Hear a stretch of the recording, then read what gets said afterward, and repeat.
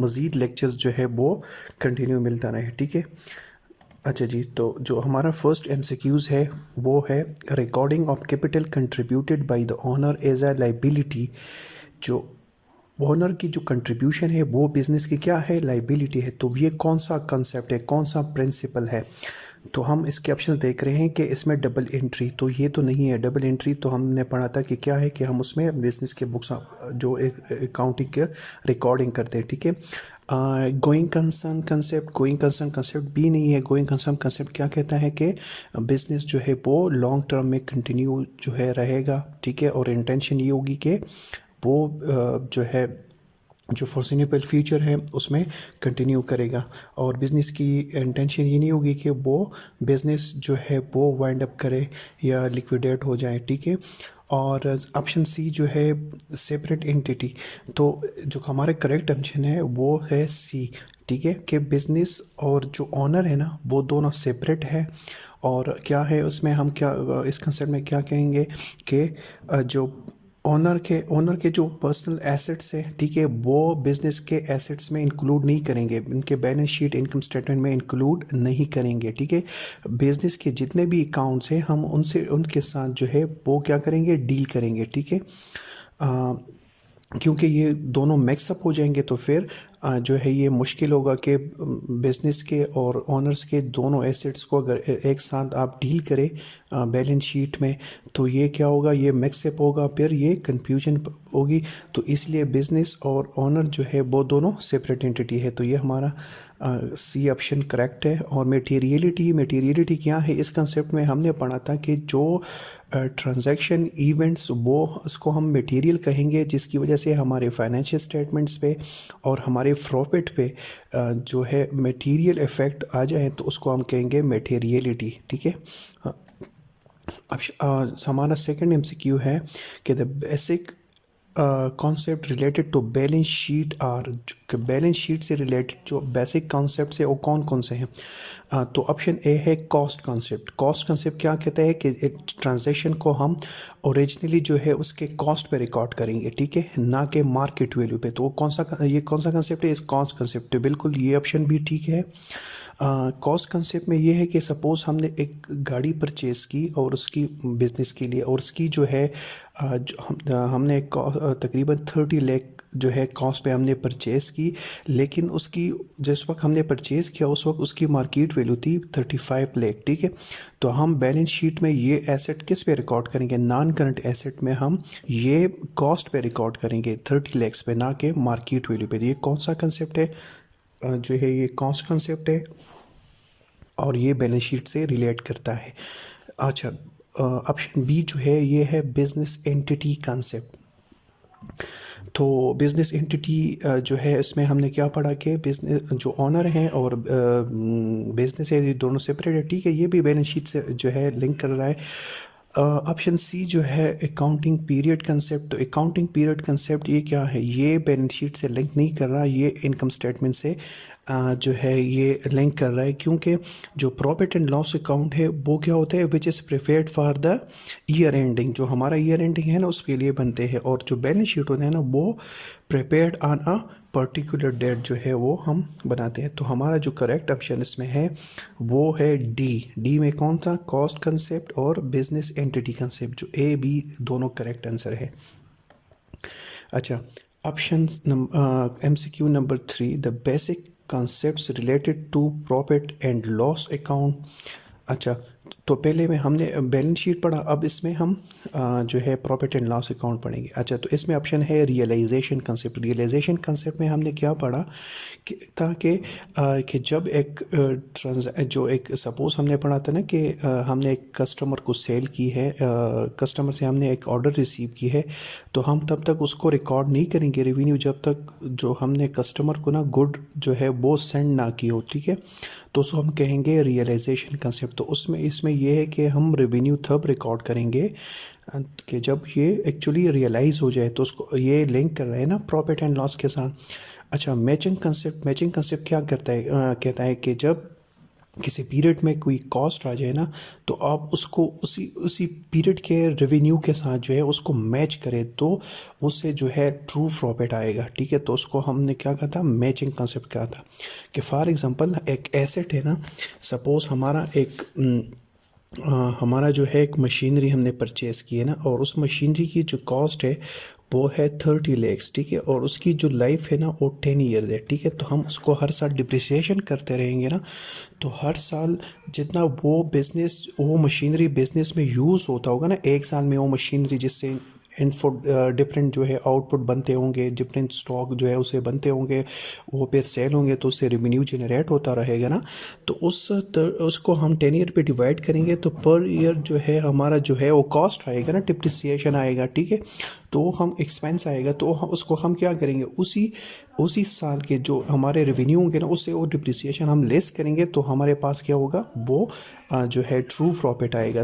तो हमारा realisation concept और मैचिंग कंसेप्ट ये दोनों लिंक कर रहे हैं प्रॉफिट एंड लॉस अकाउंट से। और जो सी है कॉस्ट कंसेप्ट, वो किससे लिंक कर रहा है, वो बैलेंस शीट से। तो हमारा करेक्ट ऑप्शन जो है वो डी है। अच्छा, only the significant event which effect the business must be recorded as per the principle of. अच्छा, तो अभी पहले एमसीक्यू में मैंने इसको डिस्कस किया था कि significant event which effect the business, तो वो उसको हम क्या कहेंगे, उसको हम मटेरियलिटी कहेंगे। तो हमारा करेक्ट ऑप्शन इसमें है ऑप्शन सी। ठीक है, वो सिग्निफिकेंट इवेंट जिसकी वजह से हमारे बिजनेस के जो है ट्रांजैक्शंस पे, प्रॉफिट पे वो इफ़ेक्ट आएगा ना, तो उसको हम क्या कहेंगे, मटेरियलिटी। अच्छा, ऑप्शन नंबर 5 कि profit and loss account is prepared for a period of 1 year by the following. एक साल के लिए जो profit and loss account prepare होते हैं, उस कौन से कंसिस्टेंसी कंसेप्ट जो है वो कैसे कहते हैं, ये भी हमने नहीं पढ़ा, वो लेक्चर 3 में पढ़ेंगे। कंसिस्टेंसी कंसेप्ट इसको कहते हैं ना कि अगर एक साल आपने एक रूल अप्लाई किया ना, कि सपोज़ आपने इस साल में आपने एक रूल ये किया कि मैं जो बिज़नेस के जितने भी नॉन करंट एसेट है उसको मैं जो है स्ट्रेट फॉरवर्ड मेथड पे के थ्रू, स्ट्रेट लाइन मेथड के थ्रू मैं उसको डिप्रिसिएट करता रहूँगा, तो फिर हर साल जो है आप यही रूल फॉलो करते रहेंगे और इसी तरह डिप्रिसिएट करते हैं, तो इसको कंसिस्टेंसी कंसेप्ट कहते हैं। बी जो है कंजर्वेटिज्म कंसेप्ट, उसको क्या कहते हैं कि जब आपका लॉस होगा तो आप उसको फौरन जो है उसको रिकॉर्ड करेंगे, और जो प्रॉफिट होगा तो उसको आप जल्दी रिकॉर्ड नहीं करेंगे, लेकिन लॉस आप जल्दी रिकॉर्ड करेंगे। तो ये भी आपने नहीं पढ़ा, अभी लेक्चर 3 में पढ़ेंगे।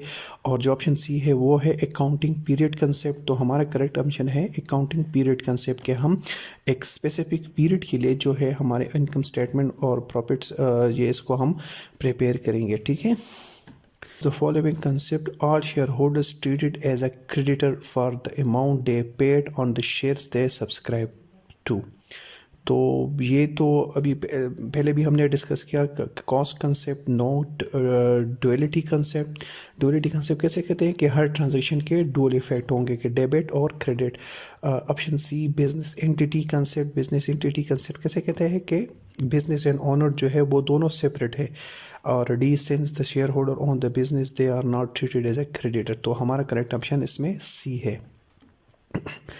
अच्छा, the underlying accounting principle initiate amortization of intangible asset is are cost concept, realization concept, matching concept, both A and सी।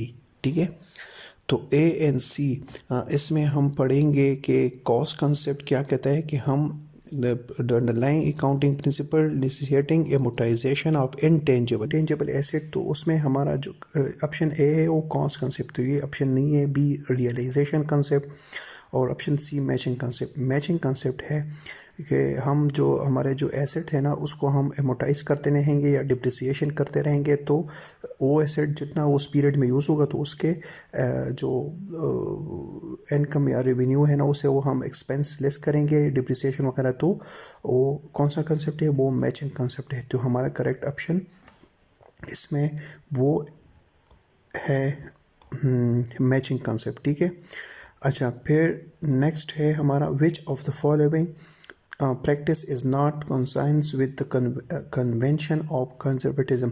अच्छा, ये अभी हमने नहीं पढ़ा, लेकिन उसको मैं जल्दी से गो थ्रू करूँ कि ये कंजर्वेटिज्म वो कंसेप्ट है कि इसमें अगर हमारा जो लॉस होगा उसको हम जल्दी रिकॉर्ड करेंगे और जो प्रॉफिट है उसको हम जल्दी रिकॉर्ड नहीं करेंगे, ठीक है। तो उसमें अगर हम ऑप्शन देखें creating provision for bad debts, ठीक है, तो ये हमारा एक्सपेंस है, तो ये तो ठीक है कि हम जल्दी से बैड डेट अगर होगा, बैड डेट क्या है कि हमारा जो रिसीवेबल है वो रिसीव ना हो हमें, ठीक है, तो उसको हम कहते हैं बैड डेट्स।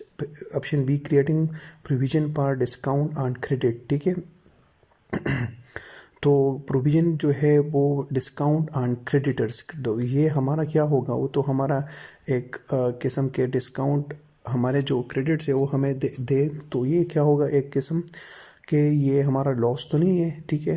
तो इसी वजह से ये कंजर्वेटिज्म जो कन्वेंशन है तो उससे ये मैच नहीं कर रहा, तो हमारा जो करेक्ट ऑप्शन है वो बी है, ठीक है।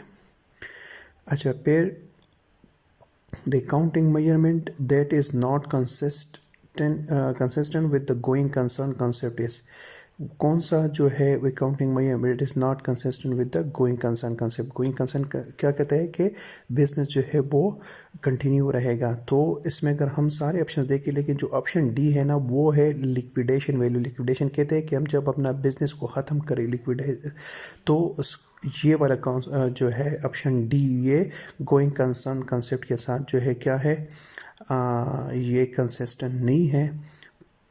और हमारा जो MCQ 11 है कि recording of fix asset at a cost insurance adherence आप अच्छा, जो फिक्स्ड एसेट है ना एट अ कॉस्ट पे मैयर करना फिक्स एसेट को, तो ये हमने अभी पहले भी पढ़ा कि इसको हम कहते हैं कॉस्ट कंसेप्ट। तो इसमें हमारा जो ऑप्शन सी ओ है वो करेक्ट आंसर है, ठीक है। Next MCQ, accounting does not record non financial transactions because of non financial transaction, ठीक है। तो ये कौन सा कंसेप्ट, ये हमने पढ़ा था लेक्चर 2 में कि मनी मेजरमेंट कंसेप्ट, के हम उन ट्रांजैक्शंस को रिकॉर्ड करेंगे जिसकी मॉनिटरी वैल्यू हो, ठीक है। लेकिन जैसे हमने एग्जांपल लिया था कि जो ब्रांड्स है ना वो हम इसको वैल्यू नहीं कर सकते कि इस ब्रांड को हमने कितने एक्सपेंस करके इसको जो है ब्रांड को बनाया है, ठीक है, तो उसको हम रिकॉर्ड नहीं कर सकेंगे। लेकिन अगर हमने गुडविल को परचेज़ किया है किसी दूसरे ब्रांड से, तो फिर हमने कोई कॉस्ट जो है वो पे की होगी, तो इसलिए वो हमारा क्या होगा, वो हम फिर शो कर सकते हैं हम अपने एसेट्स पे, ठीक है।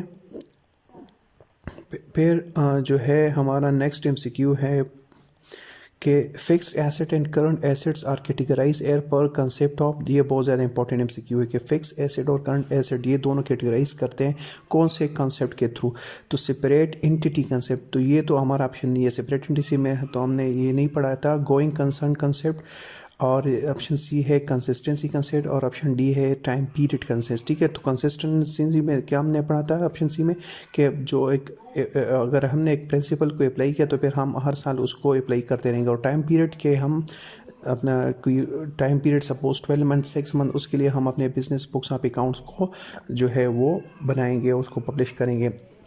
तो हमारा करेक्ट ऑप्शन इसमें है बी गोइंग कंसर्न के थ्रू हम क्या करते हैं कि हम फिक्स एसेट और करंट एसेट दोनों को वो कैटेगराइज करते हैं कि कुछ एसेट जो हम जो है परचेज करते हैं ना, सपोज